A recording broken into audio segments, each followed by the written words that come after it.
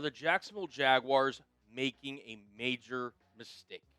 ESPN's Ben Solak broke down Travis Hunter's role and what it could be for 2026, and overall what the Jaguars are kind of using him as so far. And he broke down Liam Cohen's comments, James Gladstone comments.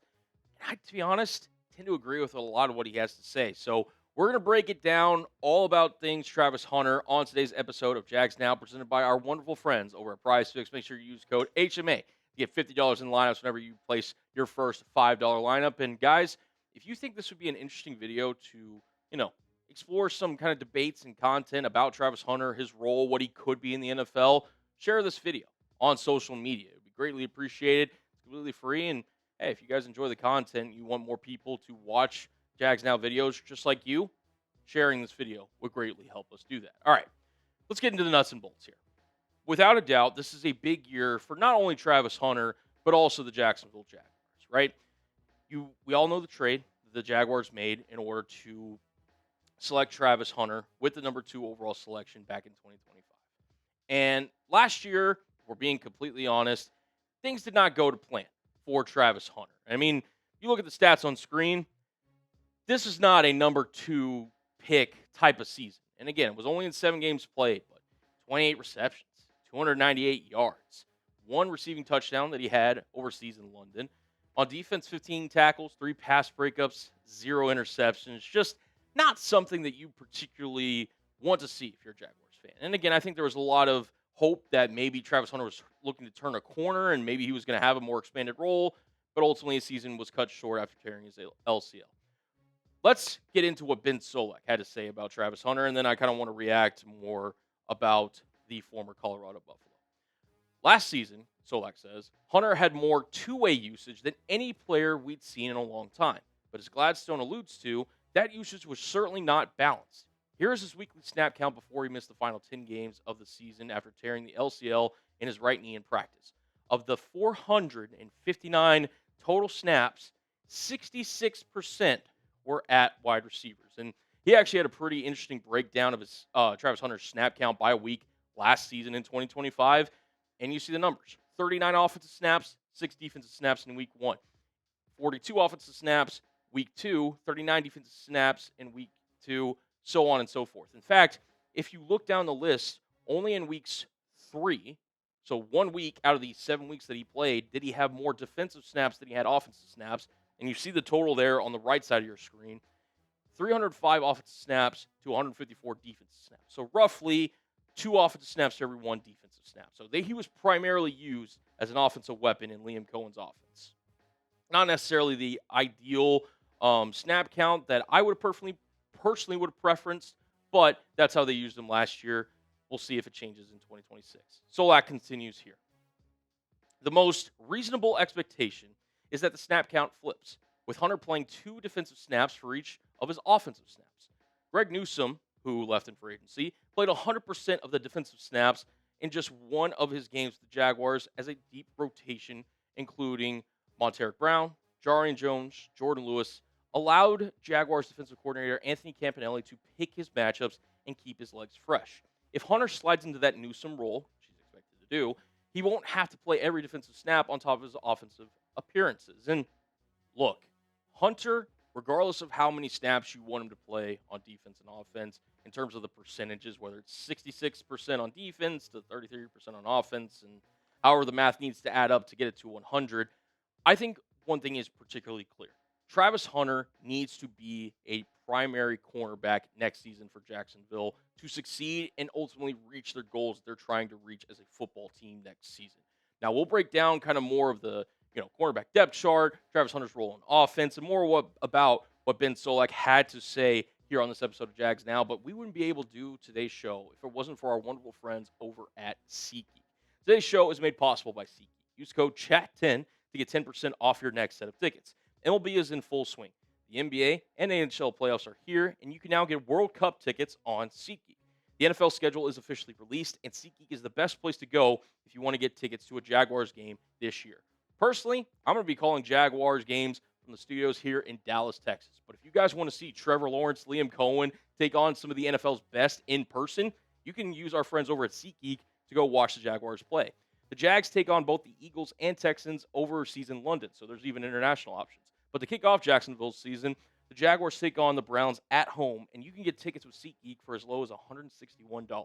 Whether it's a ball game, concert, or any other event, SeatGeek is the place to go as they have your back when purchasing tickets. Each ticket is rated on a scale of 1 to 10, so you know if you're getting a good deal. Look for the green dots, as they mean that you're getting a good deal. Red dots generally mean you're getting a bad deal. Use code CHAT10 for 10% off your next set of tickets at SeatGeek. That's 10% off of any tickets with promo code CHAT10. Make sure you click the link in the description to download the app and have the code automatically added to your account so you can use it later. Thank you, SeatGeek. All right, if you look at this Jaguars cornerback depth chart, obviously you brought back Monteric Brown in free agency right before the buzzer where you can start to negotiate deals with free agents to lock him in as one of your outside corners for 2026. Jordan Lewis hopefully looks like the part that you were hoping to get last season before he sustained his injury. He's at nickel.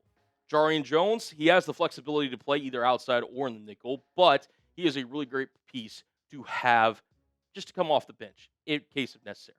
But Travis Hunter is really the key here. With Greg Newsome, that is, leaving in for Jacksonville, he is the number one cornerback in this room, in my opinion. He is the most talented. He has the most potential. Travis Hunter is going to be the make or break part of this defense, in my opinion. And his ability to have the ball skills, the ability to, create deflections, not be afraid to get physical with the opposing NFL wide receivers, to me makes a world of difference for this defense. And I think is going to allow Anthony Campanelli to really wrench things up in his front seven. So I personally think Travis Hunter will best be fit at the cornerback spot. Doesn't mean that you can't use him on offense, but I think this team desperately needs him at that cornerback position. More from Solak here on Travis Hunter. And how many of those offensive snaps would he have? During his evaluation of the roster, Gladstone didn't discuss Jacksonville's sudden strength at receiver.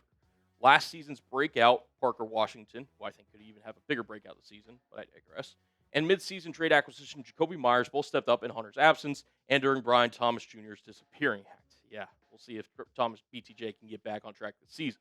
The Jaguars did not trade Thomas at this offseason, and they have a logjam of playable receivers above Hunter.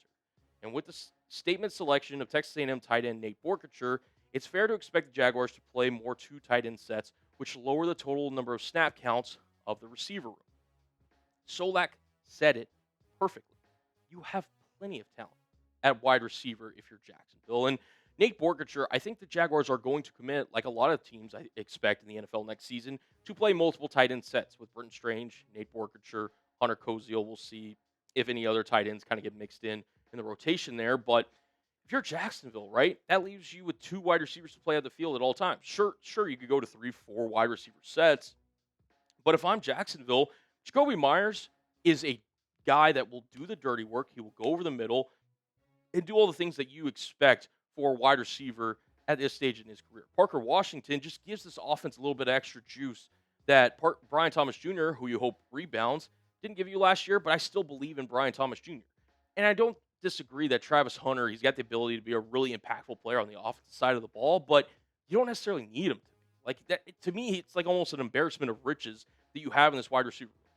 Is there a Jamar Chase? Is there a Justin Jefferson? Is there a Jackson Smith and Jigba, a Puka Nacua in this wide receiver room?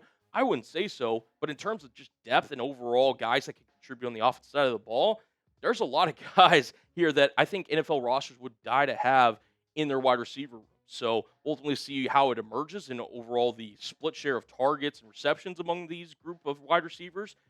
But I think if you're Jacksonville, you're in really good hands. More from Solak here on Travis Hunter. My expectation for Hunter has always been that he'll be a full-time corner. I'm very bullish on his future there.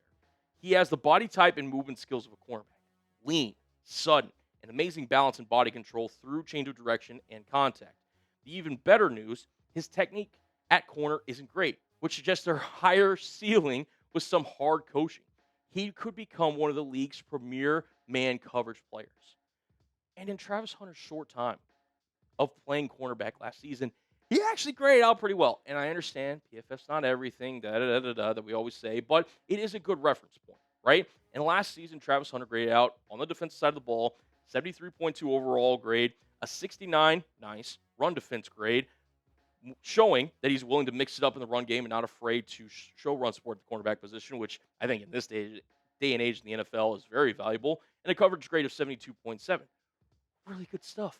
And Solak even said, like, he's not even at his full potential in terms of just, being a refined corner that can really mix it up. Like, to me, I always said this. I'm not trying to be a guy, that's hindsight what we know now, but going into the 2025 NFL draft, I always thought Travis Hunter could be one of the top cornerbacks in the National Football League.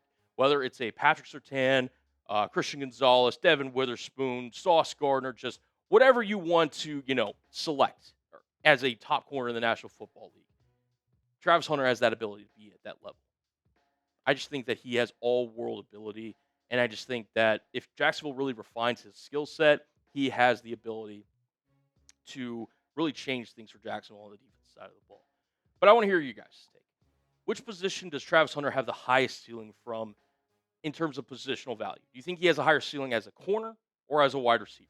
I've given you my take. I think he is a game changer, potentially top 5 level athlete at the cornerback spot.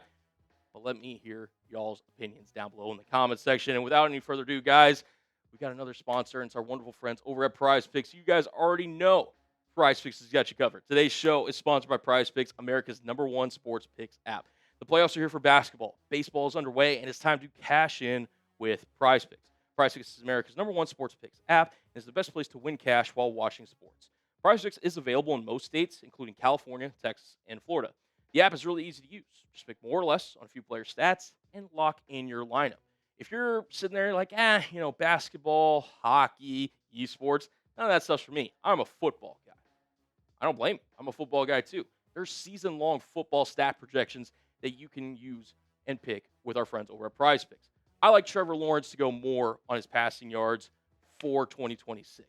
He's hit it 3 times during his career. I think he hits it again, giving them more on his passing yards. And then Tedero McMillan in Carolina, I think the sky's the limit. I think he's one of the more talented receivers that's come into the NFL in a long time. I think he gets in the end zone more than 6.5 times this upcoming season. This is a $20 lineup to win $60. New user offer. Download the Prize Picks app today with the link in the comments and the description and use code HMA to get $50 in lineups after you play your first $5 lineup. That's code HMA to get $50 in lineups after you play your first $5 lineup. Prize Picks, it's good to be right.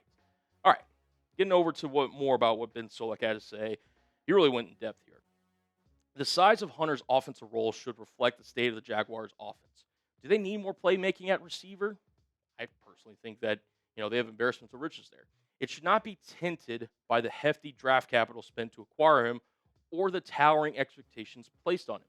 My great fear is that Hunter will play corner and play it well, but get ragged with offensive snaps as the Jaguars' decision makers struggle to see their prized pick finish games with 1 catch for 12 yards on 14 routes. Without snap management, his play at corner might deteriorate by December. I've kind of alluded to it. I'm going to restate it again. I view Hunter as a luxury on offense. To me, you set yourself up with Britton Strange, with your top 3 receivers in Parker Washington, Jacoby Myers, and Brian Thomas Jr., who last season for Jacksonville, I thought did a really solid job as a trio. And I think the sky's the limit for him. I think Jacoby Myers is your safety blanket over the course, and again, those are only the 9 games he played with Jacksonville. I think over the course of a 17-game season, he can really be a productive receiver for Trevor Lawrence.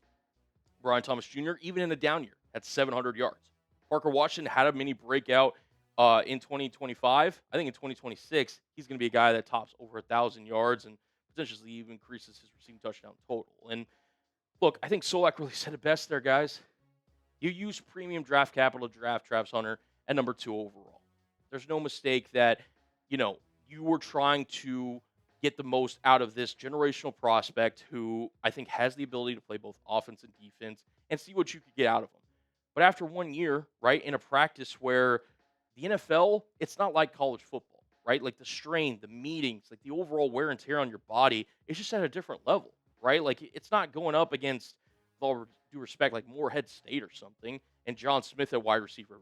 No, on defense alone, Travis Hunter's got to guard guys we mentioned earlier, Jamar Chase, Justin Jefferson, Jackson Smith and Jigba, Puka Nacua. Forget that. Your own division, right? Nico Collins, Alec Pierce, who just got a big deal. They just drafted, the Tennessee Titans just drafted Carnell Tate.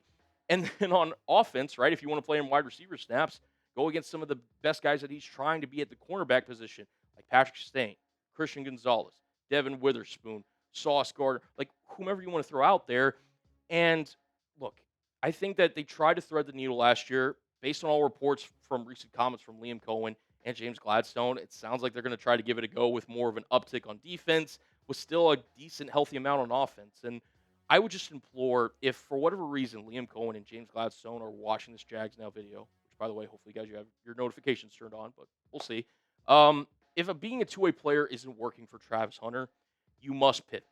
Just accept the fact that Travis Hunter, you want to get the most out of your investment. You made this selection of Travis Hunter, and you could sit there and say, hey, we tried the two-way thing. It didn't necessarily work out because his body could wear and tear, wore down. And it might limit his effectiveness if you're trying to, fill two baskets in terms of development. Like, it's just a lot for one player to try to endure. And, if you're a Jaguars fan, I would seriously hope and consider that whichever way you fall. If you think he should be more of a receiver, maybe he showcases that this upcoming season. If you think he should be more of a corner, maybe he stands out in that regard and he just makes the full-time switch. Because I just think that if you're playing both sides of the coin, it's only going to be something that ends badly for Travis Hunter, and I don't want that, and you shouldn't either if you're a Jaguars fan. That'll be the end of today's episode of Jags Now, presented by Chat Sports. I really hope Travis Hunter becomes the athlete that he was and has the ability and capability to become, because he's a special talent. And I'm not trying to dog on any decision maker. Like, clearly, the guys in the building know more than I do sitting here in front of a camera. But I just think Travis Hunter is somebody that could be a really dynamic NFL athlete, one of the best players at a position it's really valuable in NFL circles. I just hope the Jaguars use him properly. But we will be breaking down all types of rumors, news, whatever comes across in terms of Jacksonville Jaguars here on the channel. So make sure you guys subscribe to never miss out here on the channel.